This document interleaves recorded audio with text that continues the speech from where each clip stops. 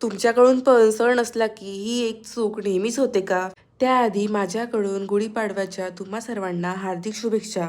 तर सणवार म्हटलं की त्याची तयारी आपल्याला आदल्या दिवशीपासूनच करून ठेवावी लागते. जर तसं नाही केलं तर सणाच्या दिवशी आपल्याला खूप घाई गडबड होऊन जाते. माझ्यासोबत पण असंच होते. मी तर आदल्या दिवशी एवढी पूर्ण सगळी तयारी करून ठेवते, पण सणावाराच्या दिवशी माझ्या हातून काही ना काही चूक होतेच. काही ना काही मी विसरून जातेच. यावेळेस पण तसंच झालं. मी आदल्या दिवशी सगळी लिस्ट काढून तयार करून सगळं सामान बोलवलं, पण त्या लिस्टमध्ये पण मी काही ना काही एक गोष्ट विसरलीच. असो, देव हे नाही बघत की तुम्ही पूजेमध्ये काय काय ठेवत आहे, व्यवस्थित सामग्री आणली की नाही आणली तुम्ही. देव फक्त तुमचं मन बघतो, तुमची श्रद्धा बघतो. आज गुढीपाडवा होता म्हणून आम्ही सकाळी छान लवकर उठलो आणि तिघे पण छान रेडी झालो. पूजेचं सामान ताटात घ्यायच्या वेळेस लक्षात आलं की हां, मी काहीतरी विसरली आहे आणि मी लगेचच अवीला ती गोष्ट आणायला पण पाठवली.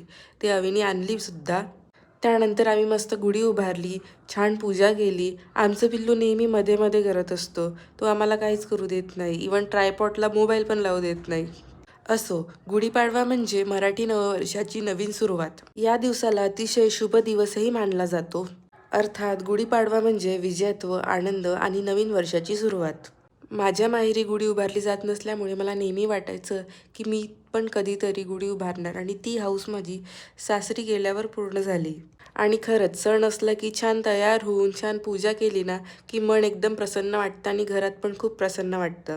खूप पॉझिटिव्ह फील होतं. आम्ही छान आरती केली आणि असा गेला आमचा गुढीपाडवाचा दिवस. तुम्हाला जर हा व्हिडिओ आवडला असेल तर please subscribe, like and share. Bye.